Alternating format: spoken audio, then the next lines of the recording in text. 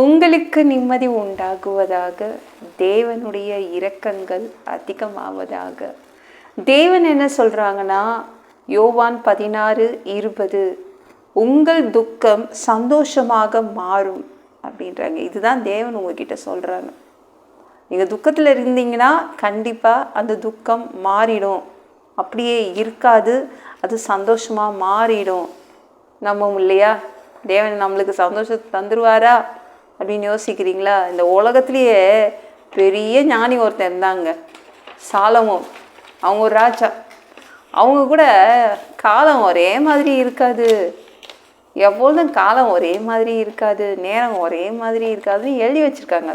நீங்கள் பிரசங்கி 3-4 எடுத்து படித்து பாருங்களேன். அழ ஒரு காலம் உண்டு, நகைக்க ஒரு காலம் உண்டு, புலம்ப ஒரு காலம் உண்டு, நடனம் பண்ண ஒரு காலம் உண்டு. பார்த்தீங்களா? அந்த அந்த மனிதன் தான், அந்த உலகத்திலேயே ஞானம் படைத்த அந்த மனிதன் சாலமோன் என்ற ராஜா எழுதி வச்சுருக்காரு. அழுதாச்சு, புலம்பியாச்சு.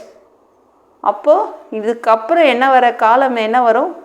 நகைப்பின் காலமாக இருக்கும், நடனம் பண்ணுற ஒரு காலமாக இருக்கும். உங்களுக்கு சந்தோஷம் வரும். இதுதான் தேவனும் உங்கள்கிட்ட அதான் சொல்கிறாரு. உங்கள் துக்கம் சந்தோஷமாய் மாறிடும். காலமும் நேரமும் ஒரே மாதிரி இருக்காது.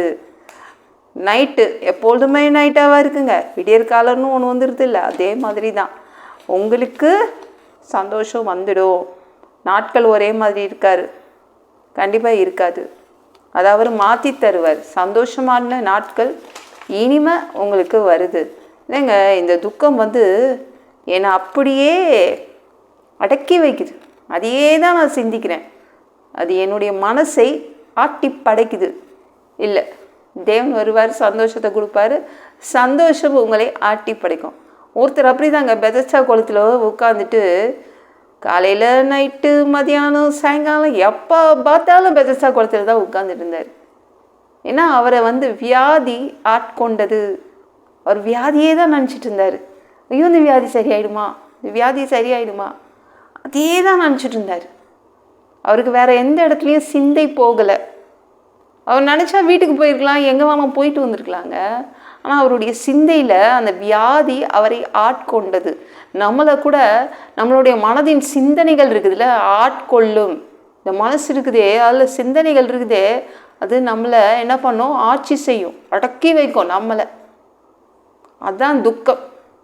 அவரையும் அப்படி தான் ஆட்டி படைச்சது. 38 வருஷம் ஒரே இடத்துல ஒரே குளத்தில் உட்கார வச்சிருச்சு.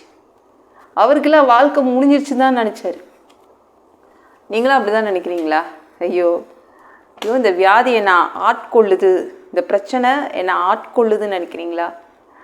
இல்லை, உங்களுடைய இந்த காலமும் மாறும். ஒரே மாதிரியாக இருக்காது என்றைக்கும். நீங்களும் ஒரே மாதிரியாக பார்த்துட்டு இருக்காதீங்க. தேவனை பாருங்கள், அவர் உங்களுக்கு சந்தோஷத்தை கொடுப்பாரு. பிரச்சனையே பார்க்காதீங்க, வியாதியே பார்க்காதீங்க. பார்க்க அது நம்மளை என்ன பண்ணும்? நம்மளை ஆட்டி படைக்குங்க, உண்டு இல்லைன்னு பண்ணும்.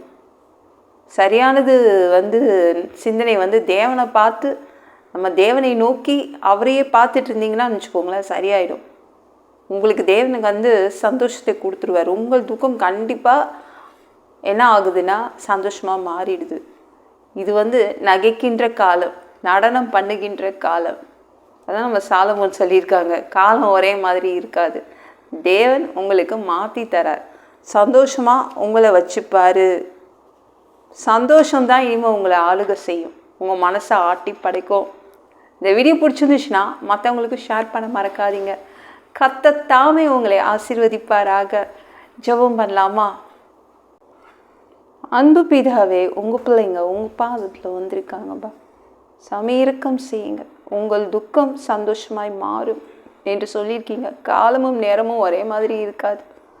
சந்தோஷத்தின் நாட்களை உங்கள் பிள்ளைங்களுக்கு கொடுக்குறீங்க, நன்றி. எல்லா பொல்லாத பிசாசுகள், ஏவல்கள், மந்திரங்கள், தற்கொலை ஆவிகள், பயத்தின் ஆவிகள், பலவீனப்படுத்துகின்ற ஆவிகள் எல்லாம் இயேசு என்ற பெயரினை கொண்டு துரத்துகிறேன். ஓடிப்போ. உங்கள் பிள்ளைங்களை இரத்த கோட்டைக்குள் மறைச்சிக்கோங்க, பரிசுத்த ஆவியால் நிரப்புங்க. ஞான ஸ்நானம் எடுக்கணும், உங்கள் பிள்ளைங்க ரட்சிப்பீராக. இயேசுவின் காயப்பட்ட தழும்புகளால் எல்லா வியாதிகளும், எல்லா பலவீனங்களும், கேன்சர் போன்ற வியாதிகளும் சரியாகுவதாக. பரம்பரை வியாதிகள் சரியாகுவதாக. மரணப்படுக்கைகள் சரியாகுவதாக. இப்போ மனிதனாக பிறந்தா ஜீவ புஸ்தகத்தில் பேர் இருக்கணும். அப்படி இல்லைன்னா அந்த மனிதனை பிடிச்சி நரகத்தில் தள்ளிடுவீங்க. தீ எரிக்கிற இடத்துல எப்படி போய் வாழ்றது?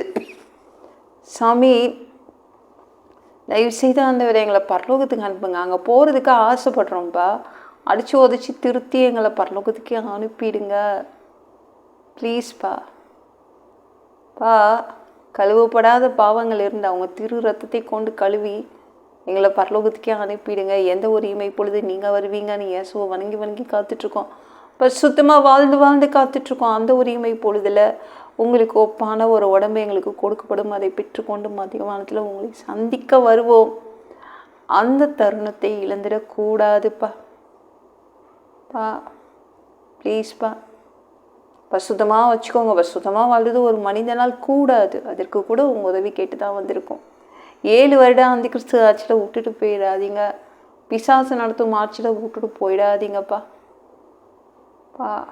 திரும்பவும் 3வது தடவை கூட இந்த பூமிக்கு வருவீங்க. இந்த பூமியை 1000 வருடம் அரசாட்சி செய்வதற்காக வருவீங்க. அந்த ஆட்சியை பார்க்க ஆசைப்படுறோம். எல்லாவற்றையும் ஒப்பு கொடுக்குறேன். இயேசு மூலம் ஜெபம் கேளும் பிதாவே, ஆமென். நாளைக்கு பார்க்கலாம்.